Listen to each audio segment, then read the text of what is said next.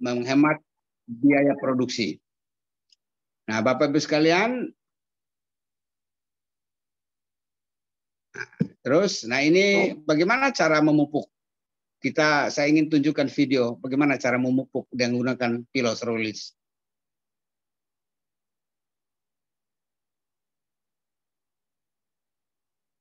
Itu 1 ons itu ditanam saja di antara kira-kira 10 sampai 20 cm dari batang sawitnya. Lalu kemudian berpindah dengan sangat cepat, jadi efisiensi penggunaannya, jadi satu sawit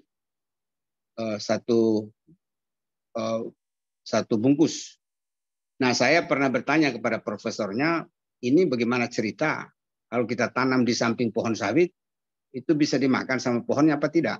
Kan begitu. Nah, karena itu pupuk Strorilis ini adalah pupuk yang di dalamnya unsur organik dan juga ada hormonnya, ada bakterinya. Nanti dia merambat. Jadi tanaman itu mengambil nutrisi dari dalam tanah itu dengan 3 cara.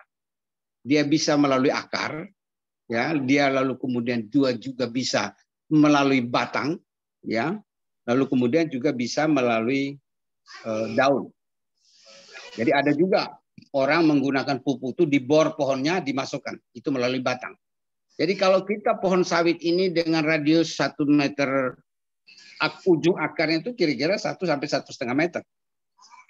Nah, kalau kita memberikan yang di ujung daripada pohon sawit ini, ditanam di ujungnya, ya tentu malah dia bisa lambat diserap oleh tanaman. Jadi begitu diberikan di dekat pohonnya, maka pupuk ini sendiri akan cepat diserap oleh tanaman itu sendiri. Jadi pupuk ke 1 bungkus ini bisa untuk 3 bulan lah. Untuk 3 bulan, 3 sampai 4 bulan dan sebagainya, ya kan? Nah, lalu kemudian kalau dia melalui daun, maka itu disemprot. Jadi pupuk itu disemprot. Karena pupuk Strorilis ini digunakan untuk tanaman keras seperti karet, seperti cengkeh, lalu kemudian sawit sendiri, kelapa dan sebagainya, itu kan tanaman-tanaman batang keras. Nggak mungkinlah kita menyemprot itu tanaman, karena memang daunnya sudah melebar kemana-mana. Dengan demikian diciptakanlah sebuah pupuk yang paling efisien penggunaannya. Ya kalau pupuk-pupuk lain bisa menggunakan biopori lalu kemudian digali lalu disiram, itu juga agak repot pekerjaannya. Nah, ini pupuk piloserolis ini adalah pupuk yang sangat praktis, mudah digunakan, ya kan? Lalu kemudian dia cepat sekali. Jadi untuk kebutuhan 1 hektar itu adalah kira-kira 120 sampai 140, itu juga sangat cepat sekali pekerjaannya. Nah, itu kenapa piloserolis itu diciptakan seperti ini, karena tanaman-tanaman keras sekarang ini kan sudah cukup banyak. Sawit sendiri itu di Indonesia ini sekarang sudah ada 14 juta hektar. Ada 14 juta hektar sawit. Ya kan? 1 hektar itu 1 poin loh. Kalau kita hitung 1 hektar 1 poin. Jadi kalau kita semua sawit di Indonesia ini menggunakan piloserolis, maka dalam setiap 3 bulan itu tercipta 14 juta poin. Bayangkan, bisa dibayangkan enggak? Kan gitu. Ya kan? Tapi ya memang sawit di Indonesia ini 60% itu dikuasai oleh perusahaan, di dalamnya juga ada perusahaan asing, hanya 40% juga adalah milik petani-petani yang ada di dalam negeri, ya kan? Jadi tanaman-tanaman keras itu baik sawit maupun karet maupun tanaman-tanaman lain itu memang diciptakan, pupuk ini diciptakan untuk penggunaan tanaman keras yang lebih praktis. Nah, itu tadi cara pemupukannya. Jadi buat lubang ya lebih kurang 30 cm lah di sebelah pohonnya, dengan jarak itu lubang dikasih saset, tadi tanaman pupuk saset itu dimasukkan. Jika usia tanaman itu 6 bulan, maka atau 2 tahun cukup 2 sendok makan ditaburkan sebulan sekali. Jadi kalau umur tanamannya itu baru masih muda, baru 6 bulan sawit itu sampai 1-2 tahun, 6 bulan sampai 2 tahun umur sawit, ya cukup 1 sendok aja. Ambil 1 sendok, ditaburkan seperti tadi di pinggir pohonnya, tentu sebulan sekali. Berarti kalau 3 bulan ya 3 sendok aja. Kalau usia tanamannya di atas 2 tahun setengah, maka untuk periode 3 bulan, maka dikasih setengah saset aja. Ya kan? Tapi kalau sudah di atas 5 tahun, seperti tadi, 1 saset, satu bungkus ini 1 pohon. Nah, Bapak Ibu sekalian, saya melihat bahwa potensi Pilos Roylis itu luar biasa untuk menciptakan poin bagi bisnis kita, ya kan? Untuk menciptakan poin bagi bisnis kita, karena ketika kita ingin melakukan memprospek seseorang, saya alhamdulillah sih walaupun belum ada repeat ordernya, saya suka kawan-kawan di luar kota itu saya prospek aja. Saya tawarkan mereka untuk menjadi distributor pupuk. Ya kan?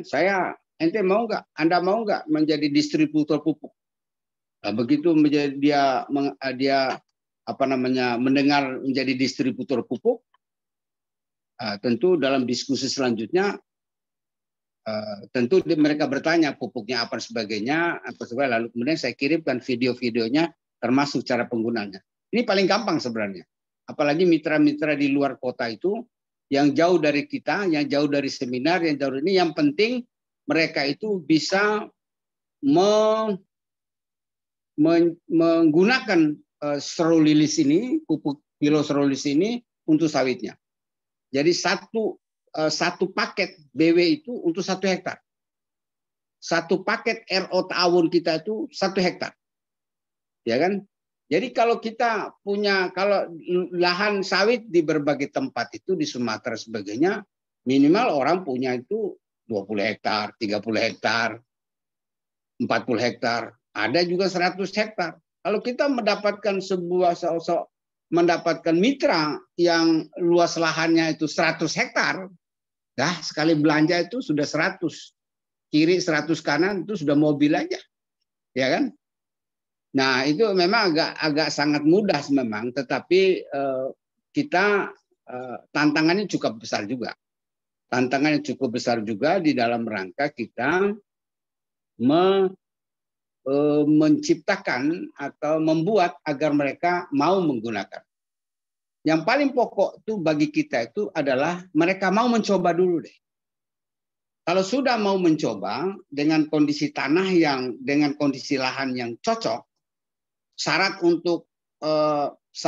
yang direkomendir untuk sawit yang menggunakan pupuk Pilos Roylis itu adalah kebun sawit yang lahannya itu memiliki pH antara 6 sampai 7. Itu pH-nya normal. Ya kan? Kalau itu terjadi, maka bisa dipastikan dia akan memberikan hasil yang lebih bagus dan bisa dipastikan mereka akan repeat order. Saya kebetulan juga mungkin momentumnya tidak tepat kalau saya pribadi ya. Beberapa tempat yang saya memang kawan-kawan yang sudah join dengan saya mengenai pupuk ini, ada yang di Riau, ada yang di Aceh, ada yang di Kalimantan Timur. Jadi saya prospek aja dari jauh. Ya kan, mereka prospek dari jauh lalu kemudian saya kirim aja pupuknya. Ya kan? Jadi 1 BW kita kirim 1 kotak dan sebagainya kan itu. Tetapi momentum yang saya gunakan, momentum saya kemarin itu persis ada kasus minyak goreng sehingga harga sawit memang menurun. Nah, dan demikian problem itu juga yang kita alami sekarang, pemulihan harga sawit itu belum secepat minyak goreng kemarin. Nah, sekarang kan masih lagi pemulihan. Nah, petani sendiri pun juga harganya masih rendah sehingga mereka pun juga antara memupuk atau tidak memupuk lah, ya kan, bagi perkebunan sawit yang apa namanya besar-besar, tetap harus survei. Saya punya yang punya pabrik kelapa sawit, mereka akan terus apa nama produksi dan menggunakan pupuk, ya kan? Tetapi bagi mitra-mitra yang kepunyaannya sedikit, tapi dia tidak mampu untuk survive, untuk mengelola lahannya karena mengharap dari harga sawit yang lebih mahal, maka itu agak sedikit problem memang. Ya, tetapi optimislah bahwa kondisi itu akan pulih kembali. Nah, satu hal yang saya ingin sampaikan kepada Bapak Ibu sekalian, pupuk ini menjadi sesuatu yang vital buat kita di pertanian khususnya umumnya dan khususnya di kelapa sawit. Karena kelapa sawit itu yang saya tahu memang kompetisi antara pupuk kimia dan pupuk organik itu cukup besar juga, ya kan? Sehingga bagaimana kawan-kawan bisa meyakinkan para mitra untuk paling tidak mencoba dulu Piloserolis ini, itu merupakan awal yang baik bagi terciptanya omset kita yang lebih besar nanti. Jadi memang tidak salah PTB sekarang sudah mengandalkan pupuk organik sebagai produk unggulan. Karena paling tidak bayangkan oleh kita itu baru sawit saja 14 juta hektar. Kita belum masuk ke padi, belum masuk ke tanam besar lainnya, belum masuk di tanaman alpukat, belum masuk tanaman buah mangga apa segala itu, buah pisang apa segala itu semua bisa digunakan untuk kalau buah pisang batang lembek ya. Jadi tidak termasuk. Jadi buat alpukat, lalu kemudian ada cengkeh, sebagainya, ada karet dan sebagainya, itu merupakan potensi-potensi yang kita boleh gambarkan sebagai potensi masa depan daripada mitra-mitra PTBS, ya kan? Karena dia akan menghasilkan omset yang terus-menerus yang digunakan oleh tanaman itu sendiri. Jadi repeat ordernya jauh lebih cepat dan lebih banyak lah kalau kita sudah bisa memiliki mitra kelapa sawit. Jadi kalau misalnya kalau mau cepat umroh setiap tahun, ya dengan RO di kelapa sawit ini, ya itu bisa kita umroh setiap tahun, bisa keliling Turki setiap tahun kan gitu kan. Sekarang kan sudah ada paket-paket baru. Itu Pak Nofri, awal saya ingin lebih diskusi lebih banyak karena saya juga ingin lebih banyak belajar juga Pak Nofri mengenai pupuk Piloserolis ini. Barangkali saya karena masih ada pembicara lain, mudah-mudahan apa yang saya awali tadi merupakan pembuka daripada diskusi kita pada malam hari ini. Terima kasih Pak Nofri, silakan. Baik, terima kasih Pak Haji Edi. Kita berikan aplaus terlebih dahulu untuk Pak Haji Edi Wahyudin. Ya, terima kasih Pak Haji. Teman-teman, kita sudah dengarkan paparan Pak Haji Edi bagaimana produk Eco Farming Slow Release dengan segala kelebihannya tentunya menjadi sesuatu yang sangat booming. Ya, jadi ya sudah pasti Eco Racing aja dengan pasar seperti itu bisa jadi produk of the year, ya pasti slow release juga akan lebih hebat daripada apa yang telah dicapai oleh Eco Racing itu sendiri. Sekali lagi terima kasih Pak Jadi. Teman-teman sekalian, hari ini sebenarnya kita akan spesial ya, karena ada dua orang narasumber yang akan berbagi kepada kita. Nanti teman-teman bisa banyak bertanya tentang dua orang ini yang luar biasa, yang sudah mempraktekkan bagaimana beliau bisa meraup poin yang sangat luar biasa dari pendistribusian atau penjualan dari produk slow release. Saya akan sapa terlebih dahulu Pak Dedi Susanto. Apakah sudah ada di forum ini? Assalamualaikum Pak Dedi, sudah ada? Sepertinya belum ada Pak Dedi ya. Saya belum masuk Pak Nofri. Belum masuk. Lagi dihubungi. Ya Pak Kombi mungkin Manado. Beralih ke bertanya dulu. Ya. Ya teman-teman sekalian. Jadi Pak, sebenarnya dari Departemen Training SSW untuk malam hari ini, kita telah undang untuk berbagi kepada kita semua Pak Dedi Susanto dari SSW 4. Beliau bertempat tinggal di Mojokerto, Jawa Timur. Beliau dengan penguasaan produk slow release yang luar biasa, cukup menguasai dan juga mencari pasarnya ke sana kemari, sehingga Pak Dedi Susanto ini sudah meraih 2 motor dan sedikit lagi barangkali di akhir bulan ini sudah akan mencapai reward Mobilio. Nah, nanti kita akan dengarkan cerita Pak Dedi Susanto bagaimana beliau cara menjual, bagaimana cara ngomong produk slow release ini kepada mitra-mitra dan kepada para petani-petani di daerah Mojokerto.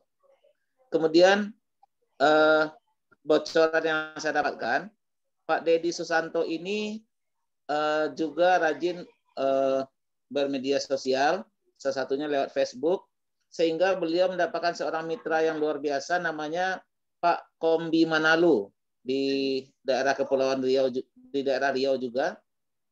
Jadi Pak Dedi Susanto dan Pak Kombi Manalu ini jauh dari leadernya, jauh dari pusat SSW, jauh dari Bekasi, jauh dari Jabotabek. Tapi pencapaian mereka luar biasa. Apalagi Pak Kombi Manalu, dia bisa jualan door to door dari satu petani ke petani berikutnya, dan cuma beli doang barangkali. Nanti kita akan dengarkan ceritanya, sehingga di 17 Agustus kemarin Umi sudah share di grup panitia bahwa Pak Kombi Manalu sudah tembus reward umroh atau reward sepeda motor senilai 20 juta. Dan itu sesuatu yang luar biasa. Lebih dominan produk yang dijual oleh Pak Kombi Manalu adalah produk slow release. Nanti kita akan dengarkan ceritanya. Jadi teman-teman, mudah-mudahan sebentar lagi beliau berdua akan hadir, akan berbagi dengan kita. Namun sebelumnya saya menunggu, boleh kita buka forum diskusi pada malam hari ini. Silakan teman-teman mau mengajukan pertanyaan, nanti akan dijawab oleh Pak Haji Edi, dan atau teman-teman mau berbagi cerita, mau berbagi sharing pengalaman kepada teman-teman lainnya di forum training kita pada malam hari ini. Untuk itu saya buka sesi tanya jawab, dipersilahkan.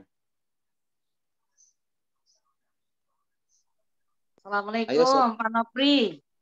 Waalaikumsalam. Umi Kalsum terlebih dahulu. Silakan Umi. Ya, siap Pak Nofri. Terima kasih. Wah, keren banget nih buat Pak Haji. Masya Allah.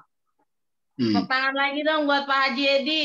Masya Allah. Bisa membuat saya tertarik nih. Tepuk tangan lagi dong bareng-bareng. Biar semangat semuanya. Biar jangan ngantuk ya. Ada tepuk tangan buat saya nggak Umi? Sudah diterusin. Iya. Jadi sebenarnya nih Pak Nofri sama Pak Haji Edi dulu waktu Umi sering bolak-balik ke Sumatera Utara karena kan keluarga banyak di sana. Sering sebenarnya ke kebun sawit gitu. Cuma waktu itu kan nggak ngerti pupuk gitu. Makanya pada saat Pak Haji tadi menyampaikan, Masya Allah ya, luar biasa. Sesimpel itu, segampang itu ya. Cuman tadi Umi mau nanya ini Pak Haji. Ini kan mungkin ada rencana juga mau pulang kampung Pak Haji. Ya, karena memang Umi posisinya medannya itu di Pangkalan Berandan. Itu banyak kebun sawit di sana Pak Haji. Nah, nanti kalau misalnya tadi Pak Haji sampaikan kalau yang usia sawitnya itu 6 bulan atau sampai 2 tahun cukup di 1 sendok makan ditaburkan 1 bulan sekali. Jadi ini dibuka ya Pak Haji? Ya. Ini dibuka. Saya belum pernah lihat sih isinya Pak Haji. Belum saya buka ini. Belum pernah saya gunting, tapi nanti saya coba lihat. Ini dibuka, ditaruh di mananya tuh Pak Haji? Oh, langsung jawab. Saja, iya. Itu saja yang saya tanyakan Pak Nofri sama Pak Haji. Makasih Pak Haji ilmunya. Jadi itu dalam bentuk bubuk ya Ibu, dalam bentuk bubuk. Ya mirip-mirip lah kalau Ibu minum kolagen kan pasti keluar bubuk juga kan gitu kan. Iya. Ya, jadi itu 1 ons. 1 ons itu Bu, 1 beratnya. ons ya. Nah, 1 iya. ons. Jadi kalau satu on, nah kalau satu sendok tuh berapa gram itu, ya kan? Kalau satu hitunglah kalau satu sendok itu 50 gram kali ya. Satu on berapa? Satu sendok itu berapa sendok tuh satu itu? Jadi bisa untuk sekian tanaman. Banyak. Ya, jadi setiap bulan aja dikasih setiap bulan. Jadi untuk tanaman-tanaman yang masih kecil, masih umurnya masih muda, maka itu bisa di bawah 6 bulan itu dipakai sendok, ya kan? Kalau di atas 6 bulan sampai 2,5 tahun itu kan sudah dipakai setengah, ya kan? Setengah, lalu kemudian di atas 5 tahun ya sudah satu. Ada di bukunya Ibu, ada di buku. Ibu nanti mesti beli buku. Jangan beli buku merah melulu. Jadi nanti bisa Ibu aja Pak Haji. Nah, Ibu kan beli buku merah, closing terus, priority terus. Nah, ini untuk RO 20 juta bisa sekali tuh, RO 100 juta sekali bisa. Iya, Pak Haji. Ada di sini bukunya, ada di sini bukunya. Jadi judulnya Farming Guide. Ya, di UMI sih banyak, ya kan? Tapi siap Pak Haji. Jadi ini menciptakan RO 100 juta. Miliaran ini. Iya, kalau RO-nya 100 juta itu 50 poin. 100 juta itu untuk 100 pohon, Bu. Ya kan? Jadi sawit itu 1 hektar itu. Sawit itu 1 hektar itu ada 140 pohon. 140 pohon. Nah, kalau kita beli 1 BW atau kita beli RO 1 paket yang 1,5 juta itu, kan isinya kan 12 produk di dalamnya, Bu. Di dalam kalau kita RO 1,5 juta kan dapat 12 produk kan, Bu. Nah, di dalam satu kotak itu ada 12 kotak kecil. Ada 12 kotak dalam satu dus itu, dalam satu dus itu sudah ada 12 kotak di dalamnya itu. Itu 12 produk. Itu 1,5 juta atau kalau kita join BW1 itu sudah 12 produk. Nah, isinya itu adalah 12 kali 10 saset. Berarti ada 120 saset. Jadi kalau Ibu beli 1 BW dan atau beli paket 1,5 juta, dapat 1 kardus itu isinya untuk 120 tanaman sawit. 120. Nah, 120 itu mendekati 1 hektar. 1 hektar sawit itu ada 140 pohon.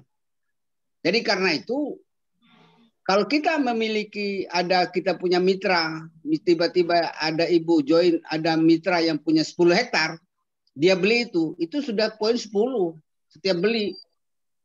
Kalau misal mitra kita ada yang 50 hektar, itu sekali beli itu 50 poin untuk 3 bulan. Jadi rata-rata per bulan itu 15 poin. Ya kan, 50 dibagi 3 bulan kan kira-kira 15 poin. Jadi sebenarnya kalau mau mendapatkan luxury itu, hitungan saya, kalau kita sudah bisa mengumpulkan 1.000 saja orang yang mempunyai kelapa sawit, kita punya mitra ini, ada 10, ada ya hitunglah, misalnya ada 5, 6, 7, 8, 9, 10 yang punya rata-rata 100 hektar, ya kan, itu udah 1.000 hektar. Belanjanya itu setiap 3 bulan 1.000 poin. Ibu, jadi setahun itu luxury. Setahun itu luxury, ya kan? 1.000 hektar belanja 3 bulan tuh 1.000 poin. Nah, kemudian dikali 3.000. Luxury berapa tuh? Kan 3.000 katanya, ya kan? Nah, jadi Ibu sekarang harus mencari yang 1.000 hektar. 1.000 hektar tuh pikirannya kan tidak 1 orang. Ya kan, kita punya kawan-kawan di mana-mana lah, kita punya kawan di mana-mana, ya kan. Memang lebih saya kadang-kadang greget juga. Memang kalau kita ingin berada di kelapa sawit, memang kita sudah harus tinggal di sana dengan petani-petani. Itu luar biasa, Bu, luar biasa. Saya lihat itu ikuti grup-grup itu tiap hari orang di Riau, Jambi, Medan itu closing aja. Iya. Ada yang 10, ada kadang-kadang ada yang belinya itu 1 truk sekaligus, ya kan? Dan itu dia makan terus. Jadi bayangkan itu bahwa 1 hektar sawit itu makan 1 poin. Nah sekarang tinggal hitung Ibu, targetnya berapa? Mau target luxury setahun. Nah tinggal cari 1.000 hektar di kanan, 1.000 hektar di kiri. Ya kan? Jadi setiap 3 bulan belanja 1.000 poin kiri kanan, ya kali 3 udah 3.000 poin. Ya kan? Nah, dan itu dia terus menerus. Jadi kadang-kadang kalau kita menghadapi mitra ini kan, kalau dia udah sehat berhentilah minum Hapsro, ya kan? Kalau dia sehat berhentilah dia minum kolagen macam-macam. Tapi sawit ini akan makan terus pupuk ini. Nah kemarin memang saya terhenti sedikit karena memang gonjang-ganjing daripada minyak goreng, akhirnya jatuhlah harga sawit itu. Nah itu saya sebenarnya sih saya sudah hampir melampaui sebenarnya kalau rutin kalau memang tidak ada masalah di jatuhnya sawit, saya udah naik mobil Bu. Makanya kemarin kan masih naik bis saya ke Bulansari. Iya udah harus. Saya kira itu Bu ya. Baik, terima kasih Pak Haji. Baik. Terima kasih Pak Nofri. Masya Allah. Ada yang mau bertanya setelah Umi Kalsum, dipersilahkan. Jadi saya tambahkan sedikit Umi. Jadi ada istilah kalau di petani sawit itu TM sama TBM gitu kalau saya nggak salah dengar tempo hari. Jadi kalau TM itu tanaman yang menghasilkan, kalau TBM tanaman belum menghasilkan. Jadi beda cara pengaplikasiannya. Sama TBM. Jadi TM tanaman menghasilkan, TBM tanaman belum menghasilkan gitu. Terima kasih Pak Nofri. Terima kasih Pak Haji. Ya, siap. Ada yang mau bertanya lagi setelah Umi Kalsum, silakan. Sambil kita berdoa mudah-mudahan Pak Dedi Susanto dan Pak Umbi Manalu bisa hadir di forum training kita pada hari ini, pada malam hari ini. Itu Pak Nofri, Pak Faisal Dai itu boleh cerita tuh tentang kelapa. Ya kan? Bagaimana penggunaan slow release di kelapa? Boleh cerita. Di Gorontalo ya Pak Faisal ya. Sambil menunggu yang lain nanya, kan mesti dirangsang juga. Iya Pak Faisal, silakan kalau mau sharing. Ya, Assalamualaikum warahmatullahi wabarakatuh. Salam. Waalaikumsalam warahmatullahi wabarakatuh. Ya, ini saya pernah pengalaman yang di kelapa sawit ini, kelapa hijau. Sebelum memakai kelapa itu dia hasilnya antara 40 sampai 50 buah per bulan. Suaranya kurang bersih Pak Kurang Faisal, jelas. coba bisa lebih. Halo, Pak Haji? Halo, jelas nggak? Ya, silakan ya, lanjut Pak Faisal. Sebelum memakai slow release itu buahnya itu Pak Faisal sebaiknya headsetnya dilepas biar nggak kresek-kresek, coba deh. Kresek. iya. Nah, bagus.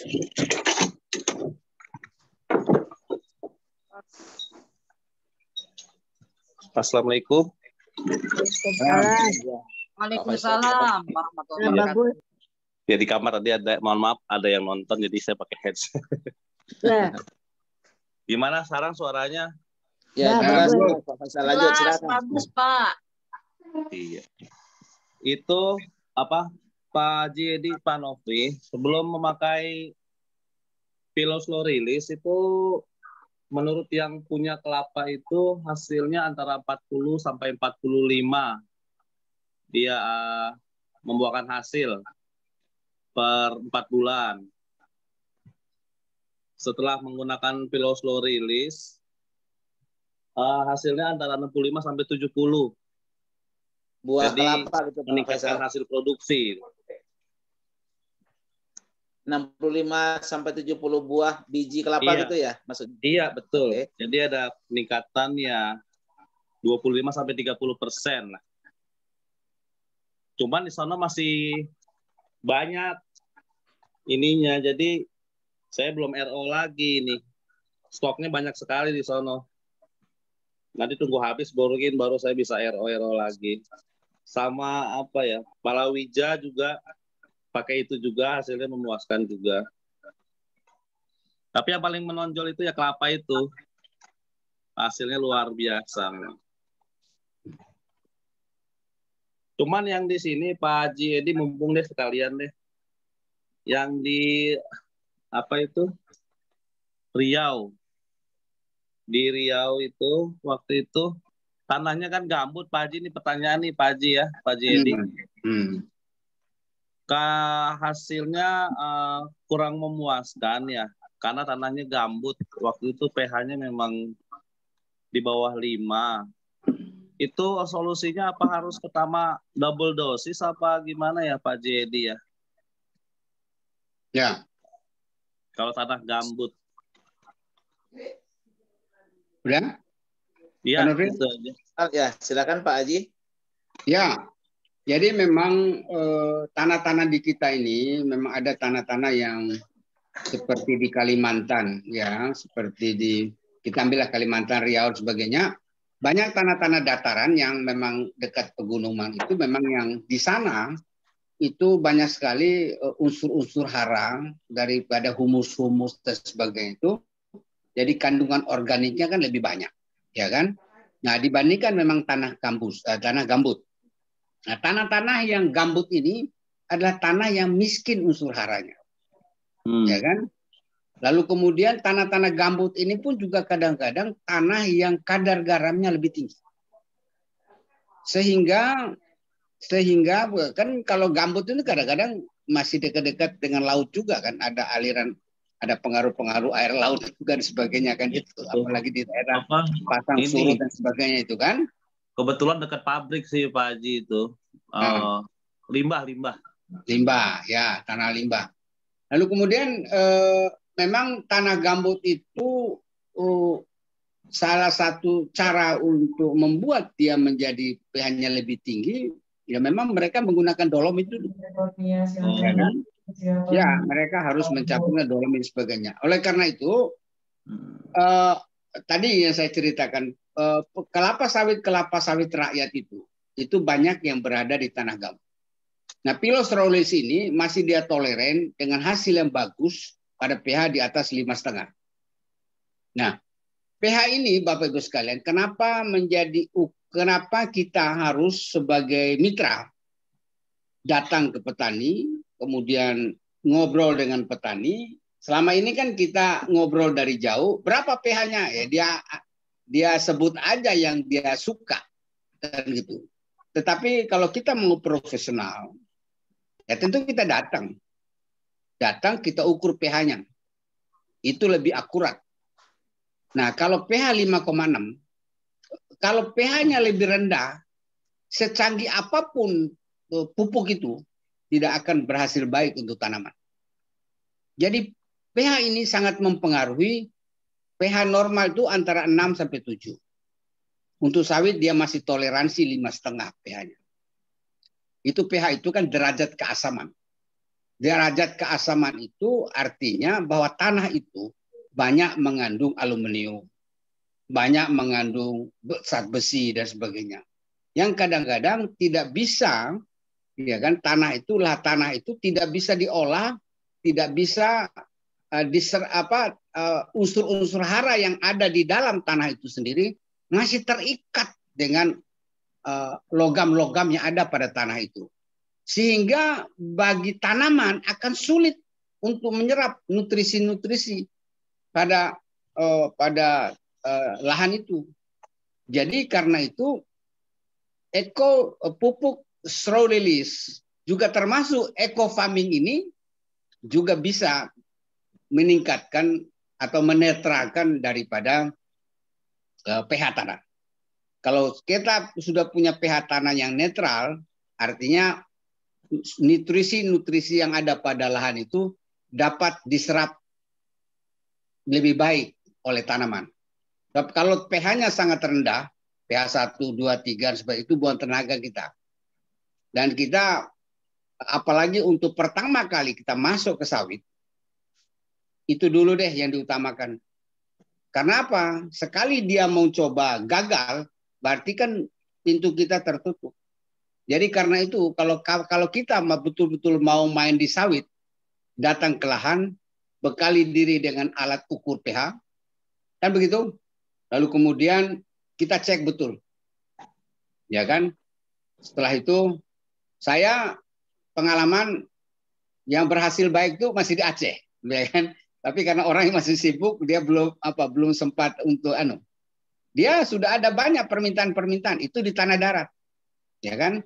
Nah, pengalaman saya di di Palangkaraya dan sebagainya, karena itu tanah gambut, itu agak alot memang, agak naiknya sedikit. Memang naik sih, tapi naiknya sedikit. Ya kan? Nah, karena itu pH ini adalah kondisi keasaman tanah di mana tanah-tanah itu banyak mengandung logam-logam, ya kan? Sehingga tersedianya unsur hara, lalu kemudian reaksi daripada pupuk sendiri untuk merubah unsur hara itu menjadi nutrisi yang diperlukan oleh tanaman itu menjadi sangat berkurang. Dengan begitu tanaman itu tidak mampu menyerap unsur hara atau nutrisi yang ada pada tanah itu kalau kita punya lahan pH-nya sangat rendah. Boleh juga dicoba Pak Faisal memperbaiki pH tanah itu. Saya punya kasus kemarin di Rokan Hulu, Rohul. Ya orangnya ngamuk-ngamuk juga setelah pakai ini kan kebakar katanya sawitnya. Akhirnya setelah saya diskusi dengan beberapa kawan-kawan, akhirnya saya kirim eco farming. Diberikan melalui biopori gitu kan. Jadi di dalam sawit itu saya suruh buat lubang kiri kanan 30 cm, disiramin aja dengan 1 liter satu gayung cairan eco farming. Ya, dengan demikian saya kirim 3 box itu untuk 3 hektar. Cukup 3 tube. Nah, sekarang udah ngomel-ngomel lagi dia. Nah, saya berpikir kombinasi juga antara eco farming dan eco sterility itu juga sangat baik lah gitu kan. Jadi kalau tanah-tanah yang masih, karena di dalam tanah ini kelapa sawit ini, informasi yang saya dapat itu kelapa sawit itu sudah banyak makan pupuk, baik pupuk kimia maupun pupuk organik maupun apa segala itu udah numpuk di situ. Ya apalagi di dalam kelapa sawit yang menggunakan pupuk kimia itu residu-residunya kan cukup banyak yang tidak bisa terpecahkan. Nah, datangnya eco farming itu mampu mengurai residu-residu itu menjadi unsur hara yang diperlukan oleh tanaman. Ya kan? Jadi memang kalau rezekinya bagus, ya kan, zikirnya mantap, begitu datang ketemu pengusaha kelapa sawit yang kondisi tanahnya lebih bagus dan dia mampu mengelola sawitnya secara profesional, maka kita akan menghasilkan poin di situ. Hati-hati memang, kadang-kadang banyak orang pengusaha kelapa sawit, dia cuma nitip kepada orang-orang untuk mengurusnya kan gitu. Nah, sementara orang tersebut tidak mempunyai keputusan untuk menggunakan pupuk sebagainya. Dia tinggal menunggu saja kan gitu. Menunggu kiriman pupuk dari bosnya dan sebagainya. Dan yang kedua memang main pupuk ini saya dengar juga memang penuh dengan liku-liku dan ada mafianya juga kan gitu. Karena pemain-pemain lama yang pupuk kimia sebagainya kan tidak mudah juga digusur dan digeser. Nah, karena itu temukanlah. Jadi dengan cara kita, pendekatan kita yang diajarkan oleh Abi Masturi, bagaimana relation skill, ya kan, bagaimana self skill kita, ya pokoknya kikil-kikil itulah kita gunakan betul agar kita mampu menseleksi, agar kita mampu menemukan sasaran pemilik kelapa sawit yang tepat, sehingga kalau itu udah tepat maka poin pun akan mengalir di dalam kantong kita. Itu Pak Nofri, ya. Pak Faisal. Iya, luar biasa. Puas ya, sangat. silakan. Ya, Pak Nofri. Mungkin sudah ada Pak Dedi kali. Saya saya apresiasi betul tuh kepada Ibu Mega ya, sedang bermain di Riau itu akan meraup luar biasa omset di sana nanti. Mana itu? Bu Miftah hadir nggak malam ini? Bagi tuh? Boleh cerita juga sih, sharing. Itu ada yang nanya tuh Pak Haji. Ada yang nanya di chat. Silakan. Nah, Pak. Ayo, Mbak Mega. Ini bosnya ini. Bu Mira. Lewat Pak Nofri, Oh iya, Pak Nofri, Assalamualaikum. Waalaikumsalam warahmatullahi wabarakatuh. Pak Nofri udah jauh. Ada hal yang Pak Nofri. Ada hal yang Miftah mau tanyakan. Biasanya di area kelapa sawit itu penduduknya merasakan kekurangan air, Pak. Karena ibaratnya banyak tersedot oleh kelapa sawit tersebut. Nah, apakah penggunaan SR ini itu tidak mempengaruhi lingkungan sekitar? Karena dalam artian kita bisnis heboh hampir ratusan miliar, kalau ternyata manfaatnya ada ada mudorot untuk lingkungan kita sekitar, tanda tanya, Pak. Dalam artian apakah ini bisa menjawab bagi lingkungan yang selama ini kalau di sekitarnya banyak sawit itu banyak permasalahan di air. Itu aja, Pak. Ya. Terus yang kedua, di lapangan yang areanya banyak kelapa sawit yang sudah dipegang oleh koperasi, itu ada ibaratnya gini ya, bukan mafia ya, biasanya gini Pak. Kalau misalnya kita main besar itu, kadang-kadang mereka adalah beberapa oknum yang minta hadiah duluan. Bahkan tim kami pun pernah di daerah Sumatera itu ada yang sampai dimintai mobil mobil, ya intinya kalau mau main banyak di kita, ibaratnya kita minta hadiah lah, ibaratnya gitu duluan. Ada yang kayak begitu, Pak. Nah, maksudnya bagaimana caranya supaya kita dapat RO besar, tetapi dengan bisa mendapatkan orang-orang yang tepat. Karena kebanyakan sawit itu udah punya dia udah punya PO sendiri, dan dari dulu juga sudah berjalan gitu. Sehingga kita agak di lapangan itu kadang-kadang mentok dipentokin sama masalah-masalah yang seperti itu. Pak Haji karena relasinya banyak, mungkin bisa kasih masukan ke Miftah dan tim.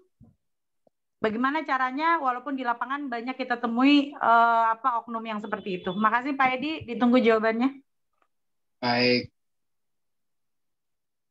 2 pertanyaan tuh Pak. Ya, mesti melalui moderator nih. Oke, moderatornya nggak nyaut, Pak Nofri. Pak Nofri. Kenapa? Pak Nofri kok nggak ada suaranya? Itu masih belum dipencet tuh. Belum dipencet. Pak Nofri belum. Itu udah. Tadi unmute. Ya, Pak Haji, silakan. Ya. Kutunggu apa tadi? Sinyal saya udah lagi tambah bagus nih. Silakan Pak Haji langsung dijawab pertanyaan. Tadi apa? Kutunggu apa? Bu Miftah tadi. Kutunggu jawabannya. Oh, gitu. Saya pikir nunggu saya. Ya, dikit lah. Jadi memang saya lihat mekanisme yang ada di kelapa sawit ini sedikitlah saya dari hasil bincang-bincang lah. Perusahaan besar kelapa sawit itu kan punya pabrik kelapa sawit, ya kan? Ya. Nah, perusahaan-perusahaan besar ini ingin di samping dia membuat minyak kelapa sawit dari produksinya sendiri, juga menyerap dari hasil kelapa sawit milik petani, milik rakyat dan sebagainya. Ya kan? Nah, rakyat-rakyat yang kebanyakan memiliki kelapa sawit ini, mereka ini sudah bergabung di dalam sebuah koperasi, ya kan? Nah, koperasi. Nah, mereka ini mekanismenya adalah mereka menyetor buahnya ke koperasi, kemudian dia mendapatkan bayaran dari koperasi dan sebagainya. Nah, itu yang terjadi. Sehingga koperasi inilah yang menyetor langsung ke pabrik kelapa sawit, lalu kemudian pabrik kelapa sawit dengan tempo beberapa saat dia baru membayarkan kepada koperasi. Jadi koperasi ini menjadi media lah hubungan antara petani kelapa sawit dengan perusahaan kelapa sawit, ya kan? Nah memang, disitulah yang paling pokok ini adalah bagaimana kita bisa masuk di dalam sistem koperasi. Bagaimana? Nah di sini pun juga kadang-kadang ya bagaimana kita bisa merekrut, ya kan, koperasi itu baik sebagai lembaganya maupun sebagai pengusaha atau yang menjadi pengurus koperasinya untuk menjadi mitra kita, ya kan. Jadi jangan berharap dulu kita akan bisa mampu untuk mendapatkan omset sebanyak yang dia supply kepada pabrik, tetapi separuh saja itu sudah cukup banyak. Sebab koperasi-koperasi itu kadang-kadang banyak menangani kadang-kadang sampai 500 hektar, ya koordinir 1000 hektar kelapa sawit sebagainya.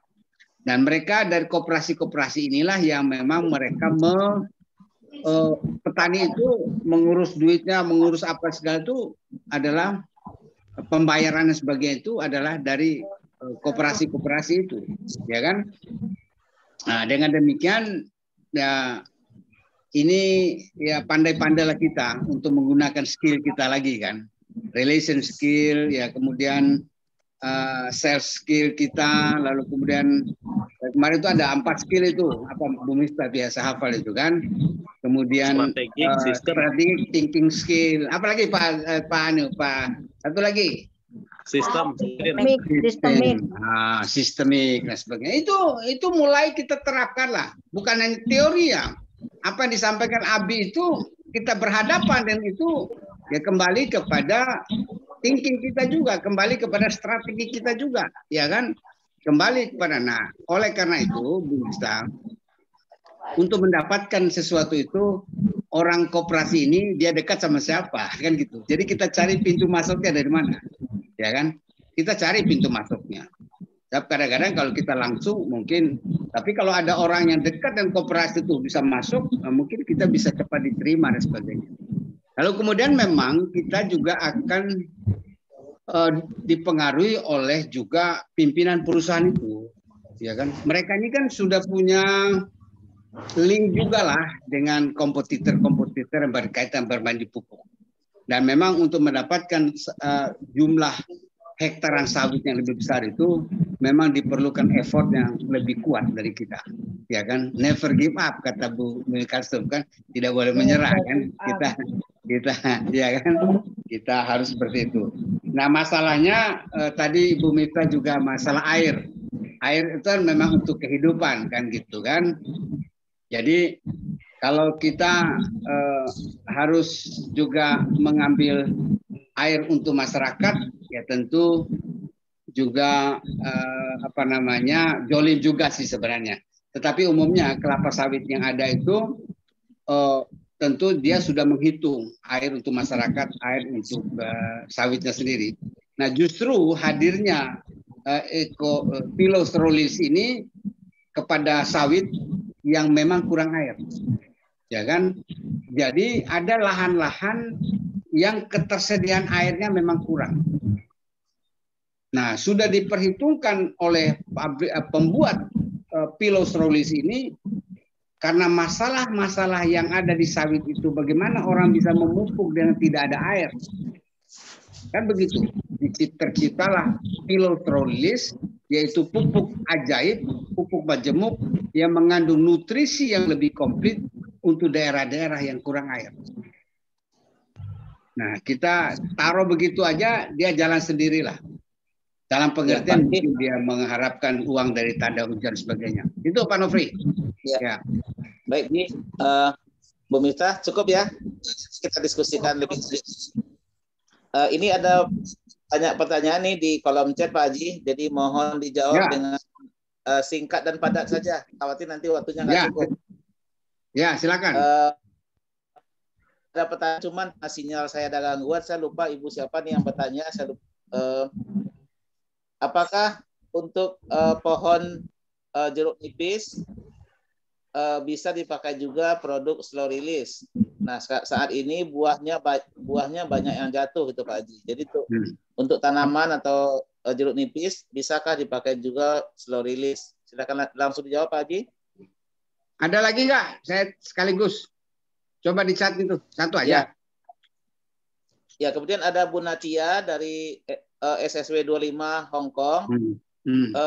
Bu Natia sudah aplikasikan SR ini untuk tanaman durian, pete, dan satu lagi tadi saya lupa karena udah kehapus. Jadi belum berbunga tapi daunnya banyak Pak Haji. Itu sama dengan pertanyaannya Pak juga yang udah aplikasikan untuk pohon mangga. Daunnya banyak tapi nggak berbuah. Nah, itu dulu Pak Haji, coba dijawab silakan. Ya, jeruk nipis bisa Bu. Jeruk nipis kan batangnya kan keras juga, walaupun kecil. Tidak sama dengan batang kangkung kan. Ini pupuk slow release ini kan adalah pupuk untuk tanaman batang keras. Ya, batang jeruk nipis kan keras juga, ya kan? Dibandingkan dengan batang kangkung, bayam, segala kan gitu maksudnya. Nah, karena itu saya di rumah ada juga sawo, bagus. Saya baru pakai 1 sendok, bagus itu. Dia berbuah, lama tidak berbuah, sekarang berbuah. Ya kan? Dulu pas saya foto tadi, ya kan? Kemudian untuk durian, Bu Natia bisa. Nanti kan itu sedang bekerja pupuknya. Pupuknya sedang bekerja.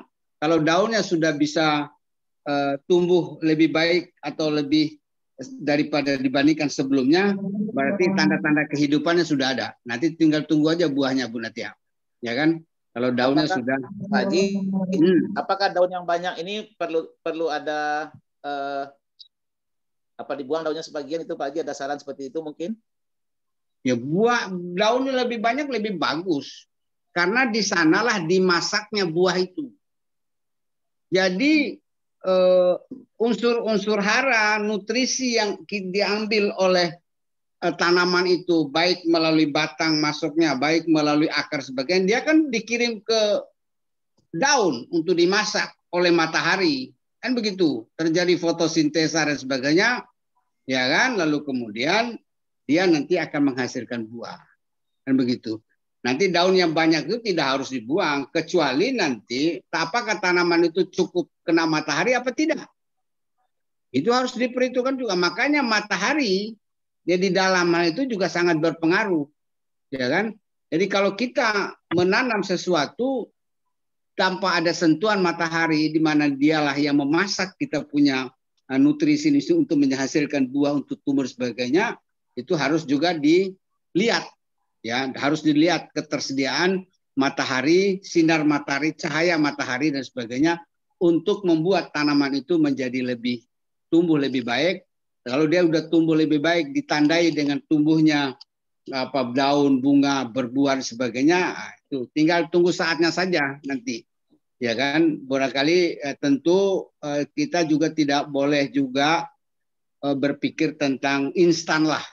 Habis makan supermie kita langsung kenyang, kan begitu kan? Tetapi piloserolis itu kan perlu proses dia, perlu proses.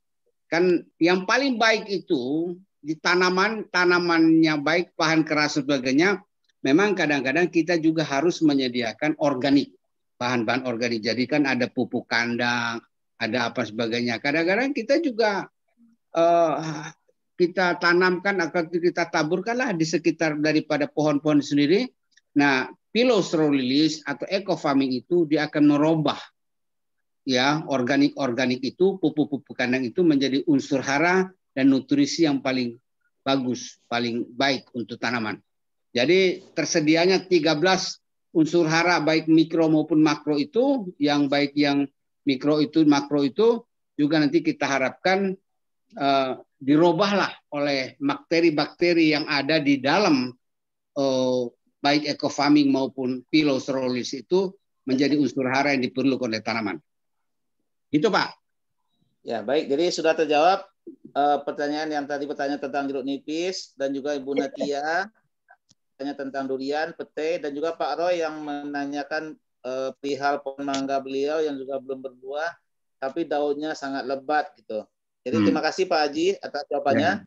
Ini juga ada pertanyaan di kolom chat dari Ibu Nur Hasanah. Bagaimana mengukur pH? Terus apakah alatnya ada diperjualbelikan di PTBes dan ada poinnya kah gitu Pak Haji? Ini Bu Nur Hasanah apa Nur Hasni? Nur Hasanah, Pak Haji. Nur Hasanah. Iya. Jadi kalau dilihat dari daftar produk kita, dia belum ada di dalam katalog produk kita kan, mengenai pengukur pH. Tetapi bagusnya kita miliki pengukur pH itu, beli aja di toko, beli aja di mana ada tersedia kok untuk alat untuk mengukur pH. Ya, jadi kalau kita mau banyak, Pak Haji, ya, online ya. Ya. Di online juga banyak ya. Ada, insya Allah. Kalau ahlinya online itu Pak Faisal itu, ya kan? Ya, saya juga pernah mendapatkan alat mengukur pH dari beliau tuh, ya kan? Beli melalui Pak Faisal.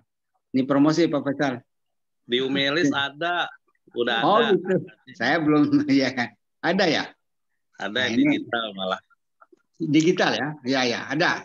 Nanti soal harga, soal apa, tapi kalau soal poin tidak ada poinnya lah, karena dia bukan bagian daripada produk, ya kan, bagian dari produk PTBes. Gitu. Ada lagi? Ya, baik. Ya, Pak Haji, ada yang mau bertanya langsung di forum ini sebelum saya bacakan satu lagi pertanyaan nanti dari kolom chat, silakan.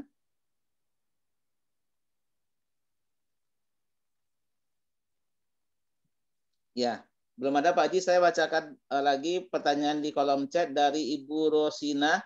Ibu Rosina, mitra SSW 25 yang juga tinggal di Hong Kong.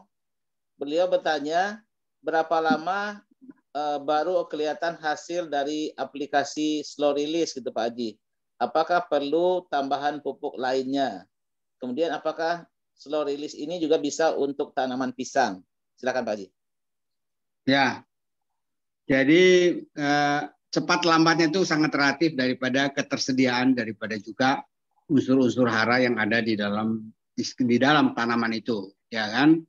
Jadi karena itu dalam waktu 3 bulan itu waktu yang bisa kita nilai lah bagaimana kualitas daripada hasil yang ditunjukkan oleh piloserolis ini, ya kan? Kadang-kadang 1 minggu udah kelihatan, 2 minggu udah kelihatan, 1 bulan sudah buahnya sudah kualitas baik besarnya maupun bijinya jumlahnya bisa kelihatan tuh, ya kan?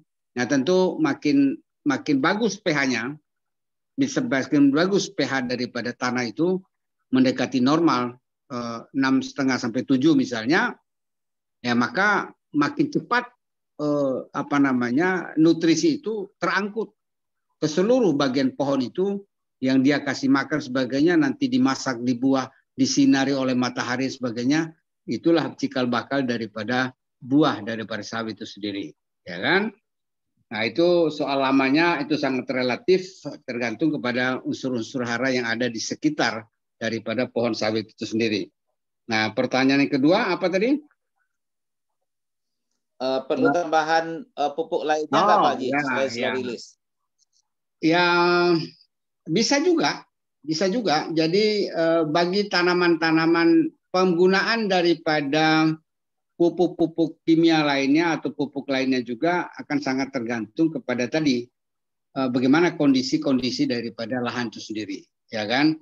Kalau kondisi tanah di mana tempat sawit itu tumbuh, maka kalau misalnya dia kaya akan unsur hara, ada amoniaknya, ada pupuk kandangnya sebagainya sudah tersedia di situ, sebenarnya sih tidak diperlukan. Tetapi kalau misalnya miskin dan sebagainya atau tidak ada organik lainnya boleh. Tetapi bisa dikurangi dengan bisa dipenuhi dengan 25 atau 50% daripada kebutuhan yang biasanya diberikan pada sawit itu sendiri gitu kan. Seperti halnya padi misalnya dengan menggunakan ekofotosintesa dan sebagainya masih diperlukan juga pupuk-pupuk kimia ya kan. Kadang-kadang petani itu sendiri ini kan untuk mengganti, untuk merubah dari A ke B dan sebagainya dari kebiasaan lama menjadi perlakuan yang baru, itu kan memerlukan masa transisi, ya kan, masa transisi untuk meyakinkan kalau saya pakai slow release apa iya hasilnya ada sebagainya kan, maka untuk meyakinkan dirinya dia juga pakai pupuk kimia kan sebagainya. Jadi takut-takut meleset dari pilot slow release ada kimia lah yang menolongnya kan begitu. Itu juga untuk bagi seseorang itu cara dia untuk meyakinkan bahwa pupuk yang baru ini dia ingin coba tetapi tidak mengambil resiko banyak, dia gunakan juga pupuk kimia. Ada juga begitu Pak Nofri untuk meyakinkan dirinya bahwa pirosilin itu khawatirnya, tetapi umumnya dari cerita-cerita yang ada insya Allah sih ya. Itu Pak Nofri. Ya, satu lagi Pak Haji untuk tanaman pisang bisa diaplikasikan juga Pak Haji. Ini kan pilostrolilisnya dikatakan untuk tanaman berbatang keras, ya kan? Itu pisang bagaimana batangnya tuh? Keras apa lembek? Lembek. Ya, tetapi karena semua tanaman itu memerlukan nutrisi unsur hara, boleh-boleh saja kita kasih, ya kan? Karena baik pupuk eco farming maupun pilostrolilis ini bisa kita gunakan, bahkan sisirnya akan lebih banyak kalau menggunakan pupuk organik khususnya eco farming atau pilostrolilis. Ya, boleh saja dipakai gunakan sebagainya. Baik, terima kasih Pak Haji atas jawabannya. Terima kasih Pak Haji. Saya boleh menambahkan dikit ya Pak Haji. Saya boleh menambahkan dikit ya Pak Haji. Ya, kepada Ibu Rutina di SSW 25, terima kasih atas pertanyaannya. Mungkin ini bisa membantu Pak Faisal juga barangkali dengan pertanyaan yang tadi pengalamannya. Jadi saya punya pengalaman mitra yang punya lahan sawit di Kalimantan. Waktu order itu banyak dramanya gitu lah sebenarnya. Umi lebih tahu cerita ini. Jadi setelah 1 bulan beliau aplikasikan waktu itu mitra ini order 5 juta waktu itu untuk slow release. Jadi karena pengiriman begini-begini banyak drama waktu itu, saya tanya setelah 1 bulan, gimana Pak Haji? Udah ada hasilnya? Nggak ada Pak, nggak ada pengaruh kata dia gitu. Oh ya udah. Terus sebulan lagi saya tanya gimana Pak Haji? Nggak ngaruh Pak slow release di tanaman sawit saya gitu. Beliau punya ratusan hektar sebenarnya di Kalimantan. Tapi terakhir saya ketemu di pertengahan Agustus. Dia cerita sendiri, Pak, sawit saya sekarang udah bagus-bagus. Nanti saya akan order lagi. Minimal saya cukupkan 20 juta, bisa nambah lagi. Boleh jadi seluruh sawit saya nanti akan saya pupuk pakai slow release. Jadi seperti disampaikan Pak Haji Edi tadi, memang tergantung kondisi tanah di lahan masing-masing. Ada yang cepat, dan yang tadinya agak-agak malas jawab pertanyaan saya sekenanya, nggak ngaruh segala macam, jadi kayaknya udah nggak tertarik lagi dengan PTBS, dengan slow release. Sekarang dia sendiri yang bikin pernyataan bahwa bagus sekarang, sawit saya udah bagus, kata dia gitu. Dia udah optimis sekarang. Itu barangkali tambahan pengalaman dari mitra saya. Jadi Pak Faisal mungkin boleh juga ditanyakan kembali ke mitranya yang udah pernah aplikasikan SR ini, siapa tahu sekarang udah bagus gitu. Nah jadi itu saja barangkali Pak tambahan dari pengalaman mitra saya yang mengaplikasikan slow release seperti itu. Oke Pak Nofri, thank you. Ya, ada yang bertanya lagi silakan. Kalau enggak saya bacakan pertanyaan Ibu Mega di kolom chat dari SSW 30 yang saat ini lagi bermukim di Pekanbaru sepertinya. Halo Bu Mega, Assalamualaikum. Assalamualaikum Pak. Ya. Oh, ini Malam, Bang Pak Raymond Nopri. ya yang bertanya ya. Iya, Ya, Pak. baik. Ya, makasih Bang Raymond. Jadi Pak Haji, ini pertanyaannya Bang Raymond, suaminya Bu Mega. Di Pekanbaru itu untuk lahan gambut, bagaimana langkah-langkah aplikasi dari slow release? Di lahan gambut itu banyak airnya dan tanahnya itu tanah berawa gitu Pak Haji. Mungkin kita langsung jawab, silakan. Ya, Pak Raymond, di kabupaten mana itu di Riau-nya, Pak Raymond? Di Siak, Pak Haji. Oh, Siak. Ya, sama di daerah Pasir Pengarayan. Iya. Oh, Pasir. Ya. Saya itu juga beberapa mitra yang sudah coba lah di Rohul, kemudian di kabupaten apa yang ke arah Padang itu, ya kan? Pasaman. Bukan Pasaman. Di Riau juga. Nah, memang mungkin pengalaman Pak Nofri itu yang saya mau nyerap ini. Kawan-kawan ini kan belum kelihatan aja hasilnya kan gitu kan. Tapi saya tidak mau mendesak dulu karena memang kondisi sawit sekarang itu memang belum begitu membaik lah harganya kan begitu. Ya kan? Jadi saya tidak terlalu mendesak. Ketika mereka nanti sudah pada kondisi sawitnya bagus dan mau beli pupuk, boleh kita goda lagi kawan-kawan itu kan, untuk melakukan RO dan sebagainya. Memang di tanah gambut memang harus dibenahi juga, memang harus dikasih dolomit juga itu. Ya tanah-tanah gambut itu kan. Jadi mungkin juga menjadi pengalaman yang saya lakukan di Rohul itu, ada orang yang punya sawitnya katanya sih terbakar sebagainya, menguning semua, mungkin juga perlu dipakai juga eco farming original. Kita eco farming original itu kita berikan dengan biopori, ya kan, kita gali sebagainya. Nanti saya kirimlah cara ininya dengan biopori dan sebagainya. Barangkali kalau misalnya ada bahan-bahan organik, kompos macam-macam, ya kita masukkanlah ke dalam lubang biopori itu juga, lalu kemudian kita siramkan dengan eco farming. Kalau mereka menggunakan dolomit barangkali juga cukup mahal juga ya buat mereka ya. Tetapi sambil kita mencetak omset dari eco farming original, boleh juga itu. Sebab original itu juga bisa memperbaiki pH tanah. Ya kan, dia bisa meningkatkan pH tanah karena di dalam tanah gambut itu penuh dengan unsur-unsur hara yang berkaitan, dan ada aluminium, ada besi, apa segala. Nah, bakteri-bakteri yang ada pada eco farming original itu juga mampu mengurai mereka menjadi unsur hara yang lebih baik untuk ternak. Jadi kalau mereka sudah terurai menjadi unsur hara yang dibutuhkan oleh tanaman, maka tentu otomatis pH-nya nanti juga akan berubah, akan meningkatlah. Mungkin tidak sedrastis yang kita gunakan dolomit dan sebagainya gitu. Jadi paling tidak toleransi kita untuk sawit itu di tanah gambut itu minimal juga 5,5 lah pH-nya. Boleh diukur Pak Raymond mengenai apa, Bapak kan sudah keliling-keliling semua di sana gitu kan. Saya juga mau juga kalau lagi ada waktu dan sebagainya, mungkin Oktober saya ke Riau lah, nanti jumpa Bapak nanti di sana, karena saya ada acara di Sumatera Barat awal pertengahan Oktober. Saya mau nyapa kawan-kawan yang ada di Rohul maupun bahkan di Pekanbaru dan sebagainya. Ada 2, 3 lah, 4 lah mitra saya di situ tuh, masih termasuk di Labuan Batu, Sumatera Utara. Baik, itu Pak Raymond, selamat. Saya lihat ordernya closing luar biasa nih, sawit semua tuh ya. Tahulah Pak Haji.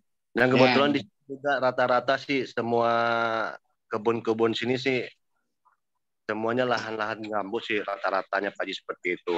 Dan salah satu langkah yang harus diterapkan sama rekan-rekan tani di sini sih memang udah dianjurkan dengan menggunakan dolomit yang berupa zat kapur seperti itu ya Pak Haji ya. Kurang-kurangnya di zat kapur itu bisa memberikan untuk unsur kalsiumnya dan magnesiumnya untuk di tanah tersebut gitu. Tapi ada juga ada bapak-bapak juga sih di sini orang pertanian juga Pak Haji. Kalau seandainya kita terlalu banyak memberikan zat kapur pada tanah tersebut gitu, itu ada juga dampak buruknya untuk tanaman karena di lahan gambut ini sih rata-rata itu kan lahan yang benar-benar dari banyaknya dari ini Pak Haji, apa sih namanya yang seperti organik yang udah membusuk di situ Pak Haji.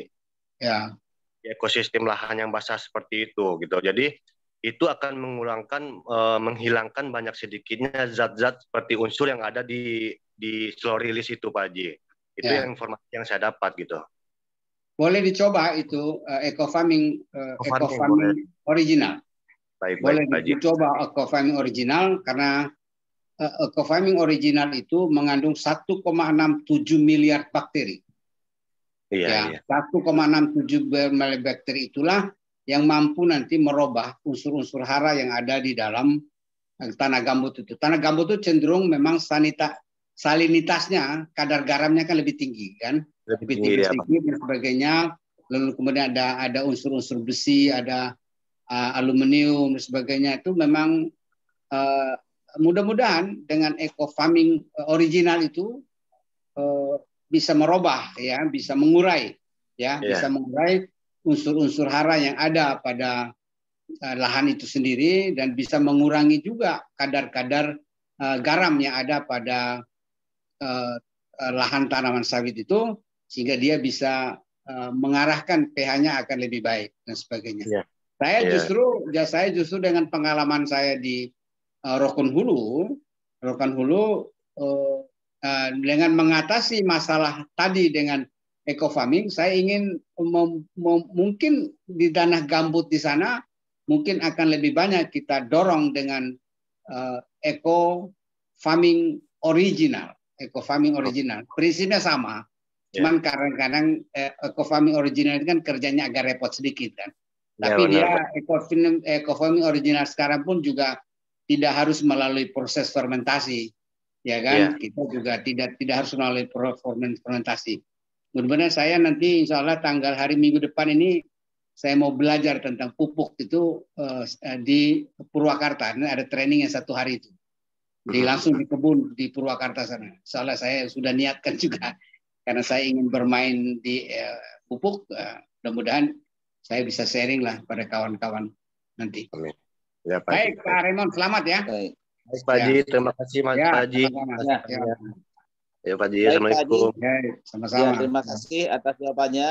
Juga terima kasih pertanyaan Pak Raymond dari Pekanbaru Riau. Ya Pak Novi, makasih. Teman-teman, ini waktu sudah menunjukkan pukul 22. Saya buka satu pertanyaan terakhir untuk forum training kita pada malam hari ini. Persilakan.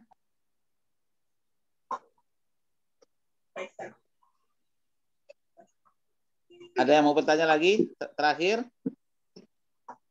Pak Win barangkali, Pak Sudah Winda. Sepertinya Pak Winda barangkali ada masukan-masukan. Ini kan beliau sebenarnya pakarnya.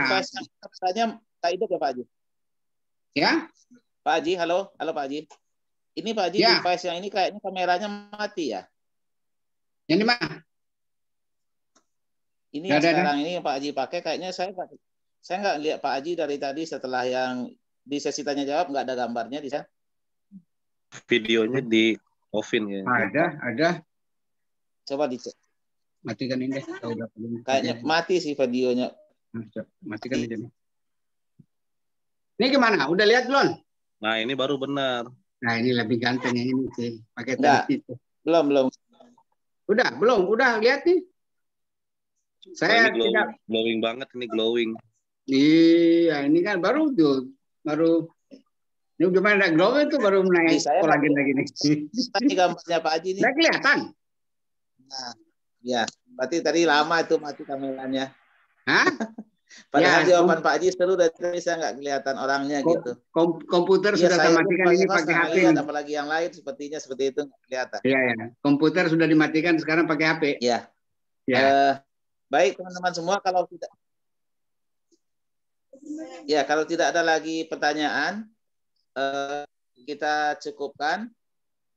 Pak Haji silakan ditutup statement close-nya kalau ada gitu. Ya, baik Bapak Ibu sekalian yang saya hormati, saya punya keyakinan dengan kekuatan-kekuatan perjuangan kawan-kawan, insya Allah lah kita khususnya grup SSP ini akan mampu melahirkan omset-omset yang lebih besar, lebih banyak dari pupuk, khususnya pupuk selulolis. Dan mudah-mudahan ini menjadi menjadikan sarana lah, menjadi wasilah lah bagi kita untuk mendapatkan kehidupan yang lebih berkah dan penuh tanpa riba, ya kan? Jadi tinggal berdoa lah, ya kan? Mudah-mudahan kita diberikan kekuatan, ya kan? Kekuatan untuk melaksanakan ini karena tantangannya cukup besar. Seperti ikrar yang disampaikan Umi itu, berikanlah kekuatan dan mudahkan jalannya, kan begitu, Pak Nofri. Saya kira dari saya terima kasih atas segala perhatian. Ya, mohon maaf ya bila ada hal-hal yang kurang berkenan. Mungkin cara saya tampil, mungkin saya mempesona, mungkin cara saya menutur kata dan sebagainya. Mudah-mudahan mohon maaf lah bila ada hal-hal yang kurang berkenan. Terima kasih dari saya atas nama pribadi. Mohon maaf sekali lagi. Billahi taufiq wal hidayah. Assalamualaikum warahmatullahi wabarakatuh. Waalaikumsalam warahmatullahi wabarakatuh. Berikan aplaus untuk Pak Haji Edi. Baik, sekali lagi terima kasih Bapak Haji Edi Wahyudin atas sharingnya, ataskan mudahan akan dapat kemudahan bisnis Pak Haji. Mudah-mudahan reward mobilionya juga akan segera landing Pak Haji. Amin. Amin. Jadi teman-teman, sebelum saya akhiri, kami juga mohon maaf sebagai moderator dan juga dari Departemen Training, tentunya juga saya mewakili permohonan maaf kalau narasumber yang akan berbagi sharing pada kita malam hari ini ada Pak Dedi Susanto dan mitra beliau tidak ada dengan kita karena halangan perjalanan atau sinyal barangkali. Padahal kita mau gali.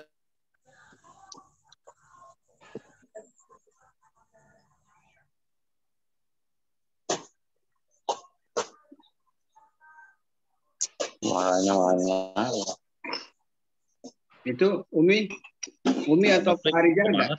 Suaranya. Umi Arijal enggak? Pak Abi? Ya. Pak Nofri hilang.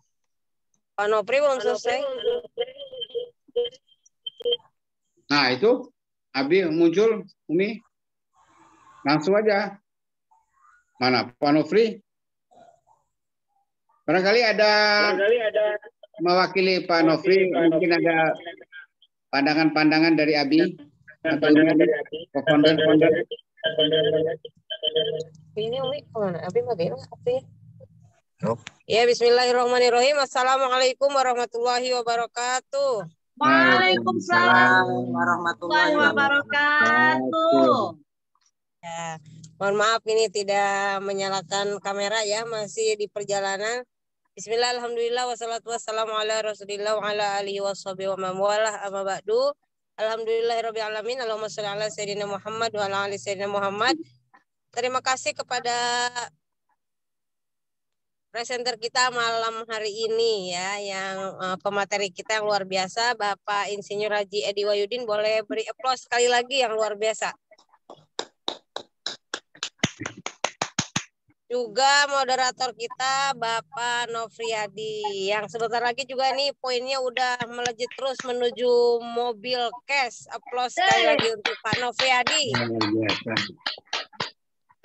Ya, alhamdulillah seperti yang sudah disampaikan tadi, penyampaian yang luar biasa sesuai dengan yang Abi amanahkan. Luar biasa Pak Haji Edi dan Pak Nofri.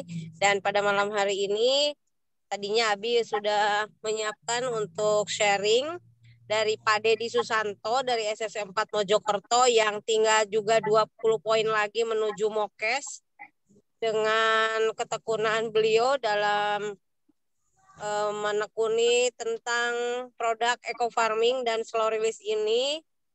Lalu beliau mendapatkan mitra juga yang sampai saat ini belum pernah ketemu, hanya dari edukasi lewat Facebook dan WA gitu, berhubungan via telepon, mendapatkan mitra dari Kampario yang pada tanggal 17 Agustus yang lalu meraih juga reward motorcast hanya dengan ketekunan door to door, ketemu para petani dan mengedukasi petani, dan alhamdulillah sudah mencapai reward notcast ya, dan itu jaraknya jauh ke pelosok-pelosok.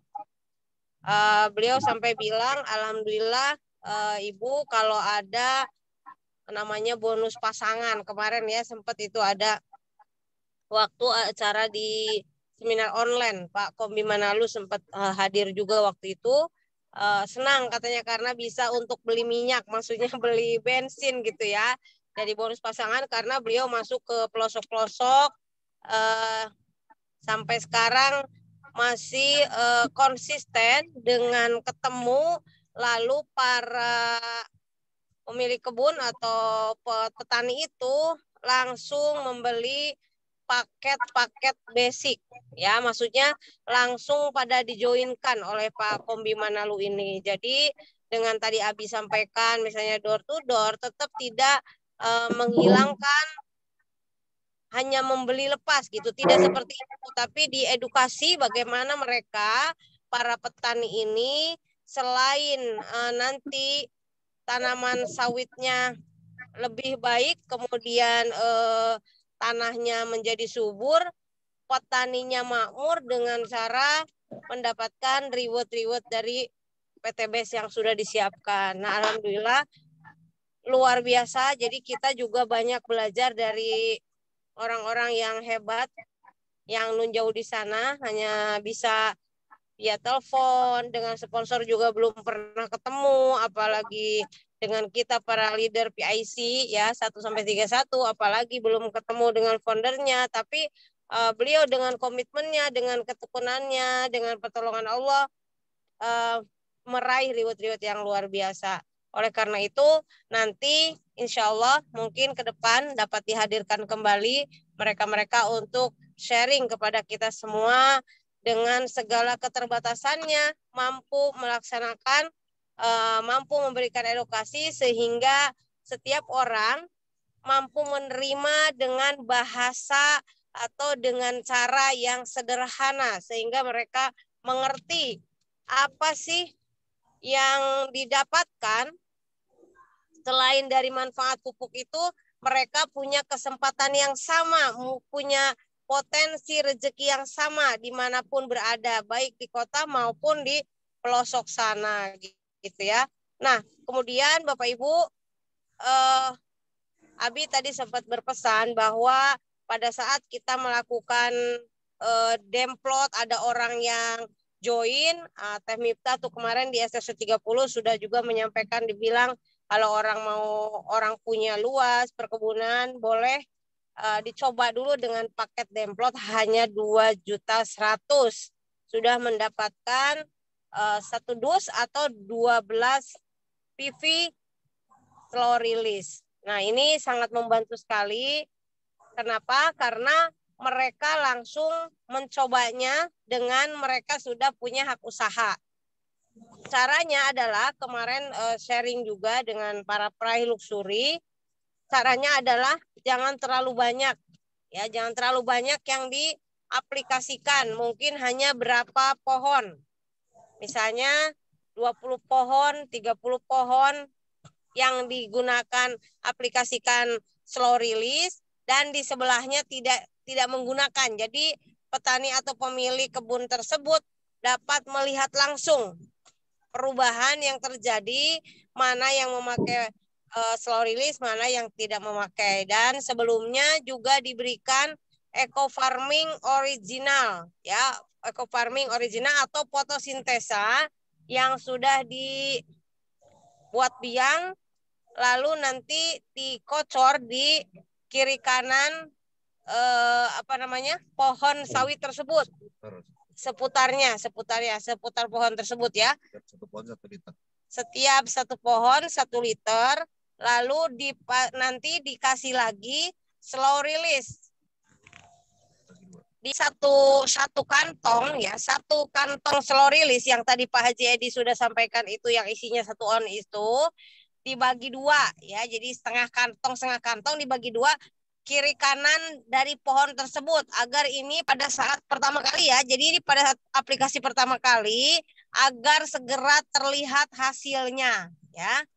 Sebetulnya malam ini juga Umi sudah mengundang yang namanya Bapak Samsul Bahri dari SSW 14 Medan, juga sudah punya testimoni yang luar biasa dan beliau sedang aplikasi di perusahaan.